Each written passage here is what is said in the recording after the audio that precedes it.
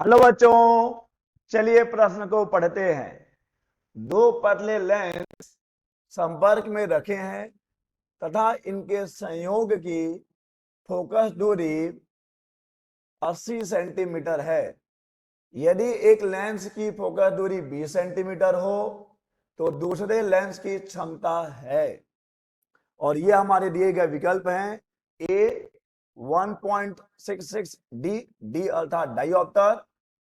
B विकल्प है 4D, सी विकल्प है -1D और डी विकल्प है -3.75 कैपिटल डी अर्थात डाईऑप्टर। तो चलिए सबसे पहले हम लिख लेते हैं इस प्रश्न के मूल अवधारणा को जिस पर यह प्रश्न आधारित है। तो मैं लिख रहा हूं मूल अवधारणा। मूल अवधारणा, यह प्रश्न आधारित है लेंसों के संयोजन पर। लेंसों का संयोजन, दो पतले लेंसों का संयोजन। हम जानते हैं जब दो लेंसों का संयोजन किया जाता है तो संयोजन की संयुक्त फोकस दूरी 1/f बराबर होती है 1/f1 प्लस 1/f2। जहां पर देखिए कैपिटल एफ क्या है? कैपिटल एफ है संयोग की फोकस दूरी। कैपिटल एफ है संयोग अर्थात संयोजन की फोकस दूरी। संयोग की फोकस दूरी जो कि दिया गया है यहां पर 80 सेंटीमीटर। और F1 है पहले लेंस की फोकस दूरी जो कि दी गई है 20 सेंटीमीटर। तो हमें करना यह है कि हमें दूसरे लेंस की पहले तो फोकस दूरी ज्ञात करनी पड़ेगी। फोकस दूरी ज्ञात करने के बाद ही हम उसकी क्षमता बता पाएंगे। तो हमें पहले F2 ज्ञात करना है। तो चलिए इस समीकरण में हम मान रखते हैं और हल करते हैं।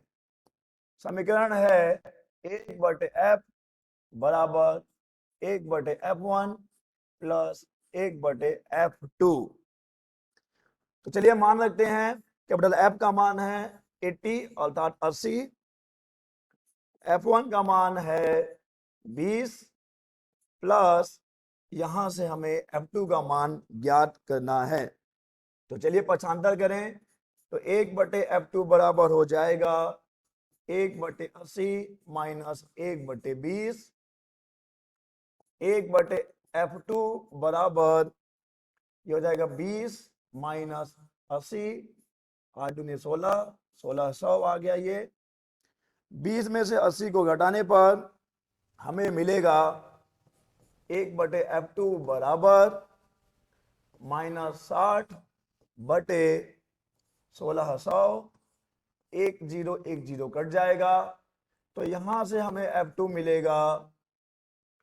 हम इसका व्युत्क्रम लेंगे तो F2 बराबर हो जाएगा -160/6। और जब हम इसे भाग देंगे तो हमें F2 बराबर मिलेगा -26.66।